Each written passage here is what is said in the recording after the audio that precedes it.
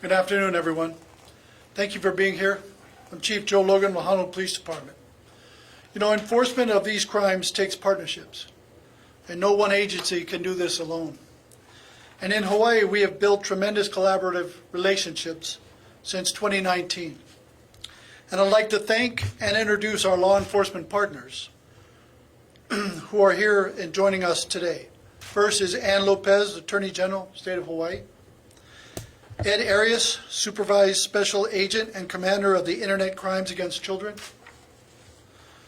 David Van Acker, Supervising Deputy Attorney General for Special Investigations and Prosecutor Division. Adrian Dacroix, Deputy Attorney General, Criminal Justice Division. Victor Curley, Deputy Special Agent in Charge, Homeland Security Investigations. Aaron Carter, Supervisory Special Agent, Pacific Field Office, Army Criminal Investigation Division. Dwayne Young, Supervisory Special Agent, Naval Criminal Investigative Service, Resident Agent, Pearl Harbor. And Ron Emmett, Assistant to the Special Agent in Charge, U.S. Secret Service, Honolulu Field Office.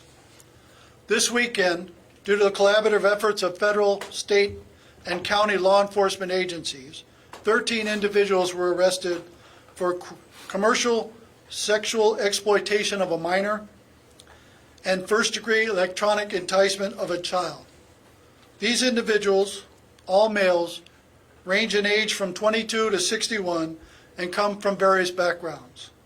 They all have local addresses and were arrested either by HPD or the military. This week's arrests confirm that we in law enforcement know too well that there are many individuals who will seek out and prey on the most vulnerable in our community, our keiki. To help protect children from the ongoing expanding threat of online predators, the Hawaii Internet Crimes Against Children Task Force regularly conducts operations across the state. Task Force members come from our 4 county police departments, Military Criminal Investigation, the State Attorney General's Office, Homeland Security, and the Secret Service. These are specially trained investigators who use their collective expertise, knowledge, and resources to identify and investigate those who want to harm our children. We thank them for their dedication and perseverance.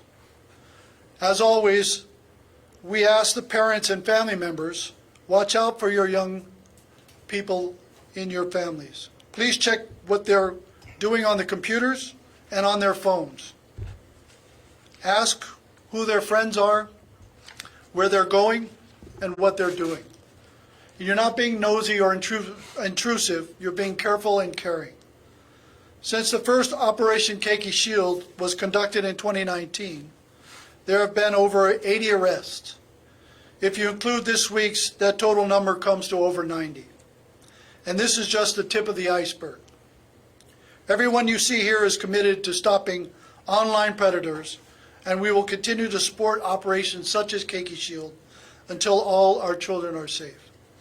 If you or someone you know is a victim, we urge you to get help.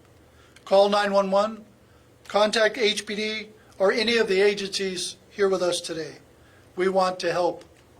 At this time, we open it up to your questions. Have they been charged? I don't believe all of them have been charged at this time. Correct? Correct. Yep. And what kind of trouble are we talking? The 2 crimes that I identified are Class B felonies. So we're looking at a maximum of 10 years. All prosecuted at the state level, are they the military members who are arrested going to be taken into federal court? I'm sure the military will take care of the military members in military court systems. UCMJ, Yes. all that? How many military versus civilian? I believe four were military, yes. Chief, do you have a list of the arrestees, names, and whatnot that we can find, or we just got to? I think we're providing that to you. Okay, right on. Thank you, sir.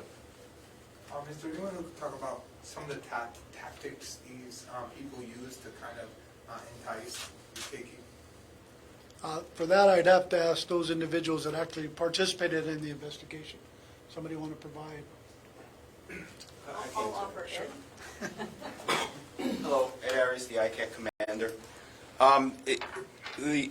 Most of the bad guys use technology, and we call it technology because it's not only the computer. A lot of this crime is migrated to the phones.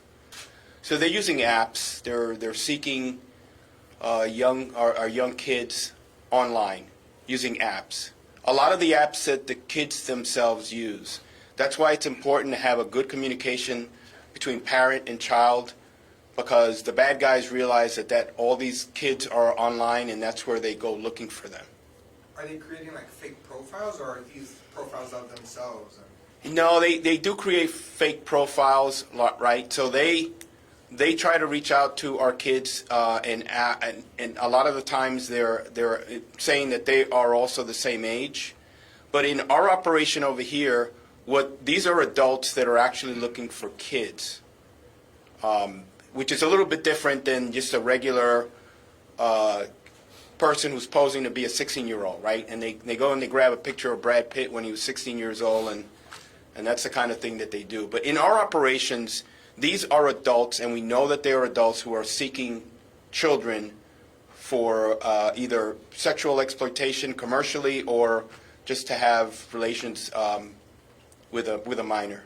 So they try to match that age of the person they're targeting, the kid they're targeting. Not on these operations. These are adults that are specifically looking for children. But in their fake profile. Yeah. I mean, outside of our operation, they can create fake profiles and try to entice these children, yes. But in this operation, these were just adults. straight Yes, out, not yes. even hiding it, going to Yes, contact absolutely. kids. Right. From the 13 men that were arrested, was there an instance that they actually met with the minor in person? So in this operation, who they're actually meeting with is a police officer or a federal agent. So their intention was to meet with a minor all the way up until the handcuffs went on. Okay, so unbeknownst to them, they were not talking to a 13-year-old girl. They were talking to a police officer. Do you see this growing as a problem as we go forward? It is growing because, I thought about it. My son has had a cell phone since he was probably 12 years old. All these kids have cell phones. They all are online. You need to be online for school. So the predators know that that's where they're going to target the kids today.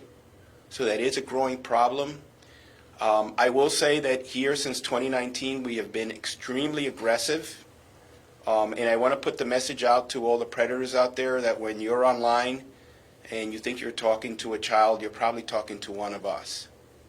So I want to put the fear of God in them, because I'd rather them not do it. I mean, I love arresting people. That's what my job is. That's why I became a law enforcement officer.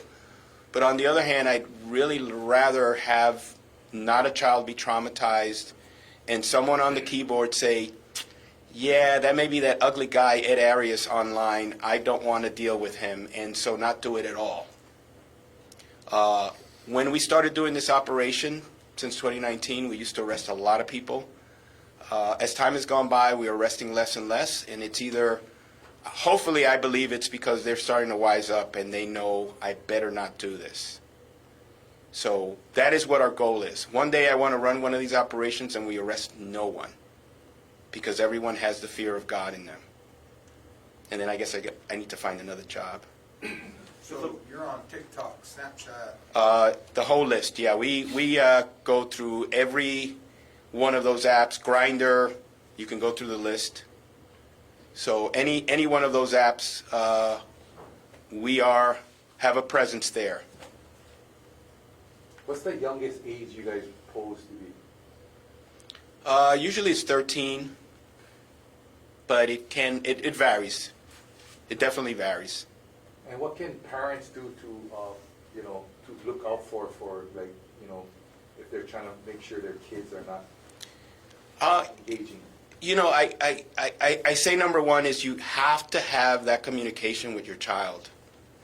You have to talk to your child. You have to know what they're doing with the technology, right? And so I have this conversation with my son is 21 years old now, but he knew before then, especially what I did, because he knows what I do, that you really need to have that communication and let him know that you don't want to go out there and be communicating with people. They're asking you for stuff. You shouldn't do any of that. And come to your parents if you've put yourself in a situation where you're embarrassed, right? So please talk to your keiki. Please have that line of communication with them. That's the most important thing. I really rather not have to get involved because the parent stops it before it even happens. So does that even mean, having access to their accounts, checking their DMs? Yes, whatever it takes to do that, please. I used to, back in the day, I was an FBI agent before and I did cybercrime. Back in the day, I used to say, do not put a computer in the child's room. Put it in the living room where everyone can see. But now most of this stuff that's going on is not on the computer. It's on cell phone and other methods of doing it. So you really need to have that line, that communication with your child. Make them feel comfortable. And if they find themselves in a situation where they're being extorted, they're not comfortable, go to your parent and say, hey, Dad, Mom, this happened to me. It's embarrassing. I need your help. And that's what we're here to help. We don't want it to get to the point where they have no options. Just to follow up, in this situation with these 13 people, it included these men wanting to meet these kids in person? Yes. Did it also include trying to get obtain pictures of these children? Yeah, they always try. They always try to get pictures, but we follow certain procedures and we don't want to send. What we say is, no, I'm not going to send you a picture because it's going to be on the internet and stuff like that. But yeah, they always try that. And then they always send inappropriate pictures to my investigators. Trying It's to kind of get something exactly, reciprocated. exactly, yeah. But they were all using their pictures of themselves? Yeah, sometimes, yeah. And they will send, and we ask, hey, can you send me a picture of you? And they will send the picture, yes. In this case? In this case, yes. From what you know, these men were going to meet with these kids. What intention? What you would imagine, not good intentions.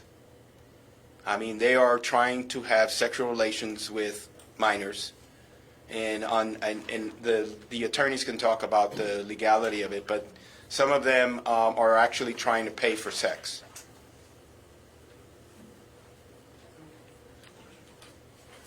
Could you describe the collaboration with DoD officials? And I know that there was a pretty high proportion of previous Keiki Shield operations of 38% of the guys were active duty military. Yeah, and that. is it, you're focusing more on military people now, or can you describe where your focus is at and how that's going about?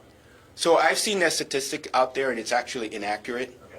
Because one of the things that we do is we actually have a dedicated Keiki Shield that's actually on a military base, and we arrest only military people. So if you throw that into the aggregate, it makes it appear that there's a high percentage of airmen, soldiers, Marine, Space Force, Coast Guard that are getting arrested. Well, when we run an operation on Pearl Harbor where we're only arresting military people, that kind of skews the numbers. The percentage of military people that we are arresting is no different than the general population. So in this operation, we arrested 4 out of the 13. That's only because we're in Oahu. And you can't throw a rock in Oahu without hitting a military person in the head, right? But when we do it in Maui, Kauai, Big Island, we don't arrest any military people. There's no military presence, substantial military presence there. Well, the active duty population is about 3% in Hawaii, and that's about 30% of the guys you're arrested. So that's a 10. Well, but again, that's because we will run a Keiki Shield on Pearl Harbor where we specifically are only arresting Title 10 active duty individuals. So it'll skew the numbers if you look at the aggregate of everybody that's being arrested. How many operations of those did you do? 5. We have done 5. Pearl Harbor, Ford Island, Hickam, and I'm missing Schofield. Sorry, Schofield. How does the UCMJ regard those 2 crimes that you were talking about at the state level, Chief? I mean, how does the military, I mean, is the punishment similar through the Uniform Code of Military Justice? You'd have to ask one of the military guys. That's outside of my.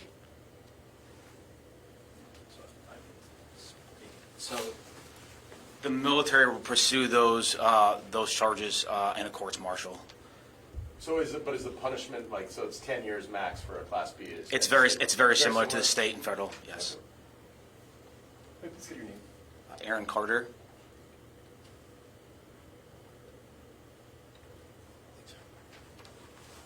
Any other questions?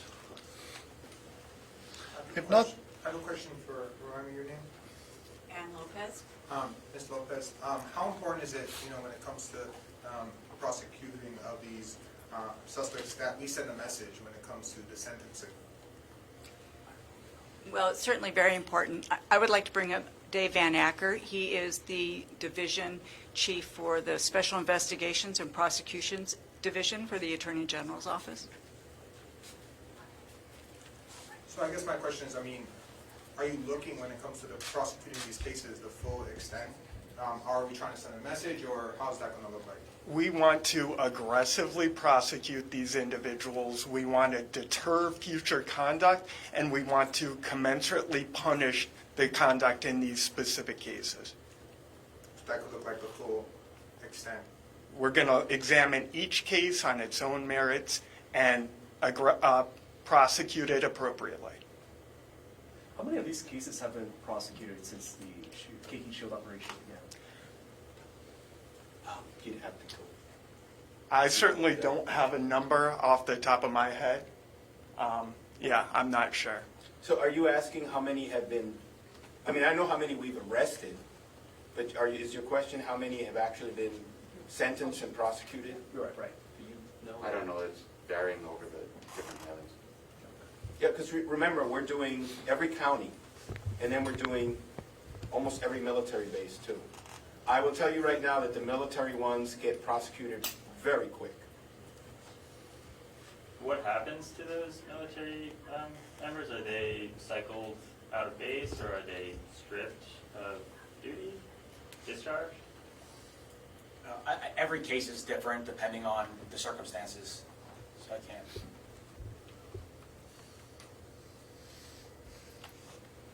okay, no further questions. Thank you for your time. We appreciate it. Thank you.